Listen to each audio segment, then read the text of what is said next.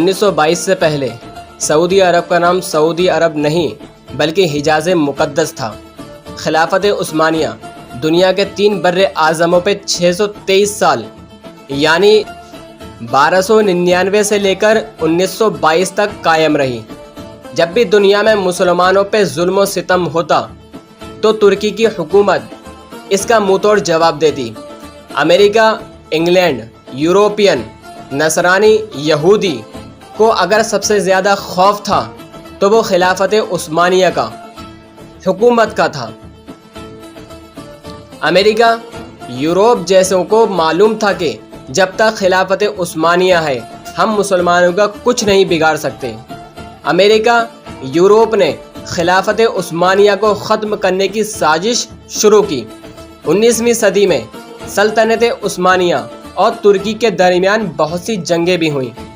चूँकि मक्का और मदीना मुसलमानों के नज़दीक काबिले एहतराम है, इसलिए उसने सबसे पहले फितना वहीं से शुरू किया।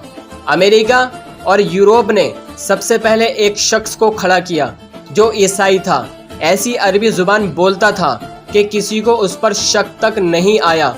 उसने अरब के लोगों को खिलाफत उस्मानिया के ख़िलाफ़ ये कहकर गुमराह करने की नाकाम कोशिश की कि तुम तो अरबी हो और ये तुर्की अजमी गैर अरबी हैं, हम अजमी की हुकूमत को कैसे बर्दाश्त कर सकते हैं। पर लोगों ने उसकी एक ना मानी। ये शख्स लॉरेंस ऑफ अरबिया के नाम से मशहूर हुआ। आप लॉरेंस ऑफ अरबिया गूगल पे सर्च कर सकते हैं।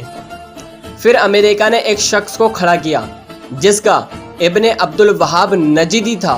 इब्ने अब्दुल वहाब नजदी की मुलाकात अरब के एक सौदागर से हुई जिसका नाम इब्ने सऊद था। इसने इब्ने सऊद को अरब का हुक्मरान बनाने का लालच दिया। फिर इब्ने सऊद ने मक्का, मदीना और ताइफ में तुर्की के खिलाफ जंग शुरू कर दी। मक्का, मदीना शरीफ और ताइफ के लाखों मुसलमान इब्ने सऊद की डाकू फौज के हाथों शहीद हुए।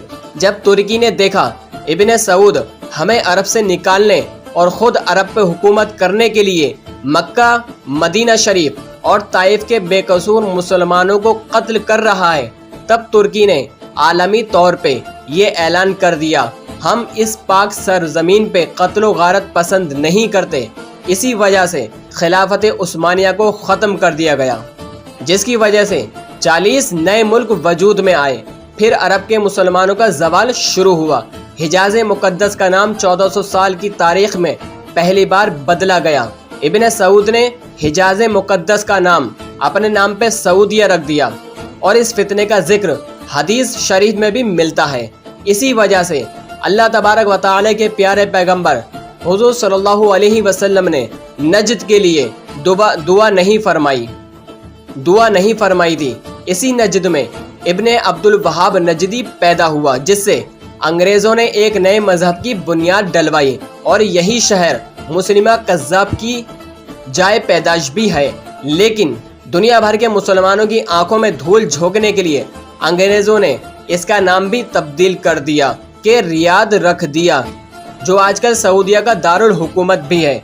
जन्नतुल बकी और जन्नतुल मुअल्ला में सहाबा और अहले बैत अलैहिम रिदवानुल्लाहि ताला अलैहि के मज़ारात पे बुलडोज़र माज़ल्ला चलाया गया और इन तमाम की कब्रों की बेहुरमती करके उन्हें मटिया मेड कर दिया गया। बदकिस्मती से कई मुसलमान इन्हीं कब्रों को सुन्नत के मुताबिक समझते हैं, हालांकि 1922 से पहले वो ऐसी ना थीं। हरम शरीफ के जिन दरवाज़ों के नाम सहाबाए किराम और अहले बैत के नाम पर थे, उन्हें आले सऊद के नाम पर रखा गया। अब ये सारी मालूमात इंटरनेट के अलावा तमाम तारीख़ी किताबों में भी पढ़ी जा सकती है।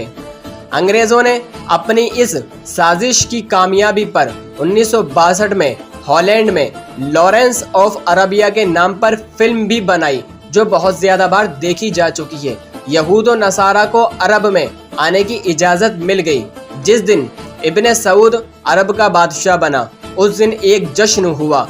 उस जश्न में अमेरिका, इंग्लैंड और दूसरे मुल्कों के प्राइम मिनिस्टर इब्ने सऊद को मुबारकबाद देने पहुँचे। जिस अरब के नाम से यहूद व नसारा कांपते थे, वो सऊदिया अमेरिका के इशारे पे नाचने लगा और आज भी रिंदों के साथ नाच रहा है। یہود و نصارہ کی اس ناپاک سازش کا ذکر کرتے ہوئے علامہ ڈاکٹر اقبال نے اپنے کلام میں لکھا ہے، وہ کافہ کش موت سے ڈرتا نہیں ذرا، روح محمد صلی اللہ علیہ وسلم اس کے سینے سے نکال دو، فکر عرب کو دے کر فرنگی تخلیات، اسلام کو حجاز اور یمن سے نکال دو۔ اللہ تبارک و تعالی مسلمانوں کو ایسے فتنوں سے بچا کر پھر سے خلافت دولت کی عطا فرمائے اور ہمیں ماضی کے تلخ حقائق کو سمجھنے کی توفیق بخشے، آمین یا رب العالمین۔ دوستو، کیسی لگی آپ کو یہ ویڈیو ہمیں کمنٹ باکس میں ضرور بتائیں۔ ویڈیو کو لائک اور شیئر کریں۔ اس طرح کی اور ویڈیوز کے لیے ہمارے چینل کو سبسکرائب کریں۔ تب تک کے لیے خدا حافظ۔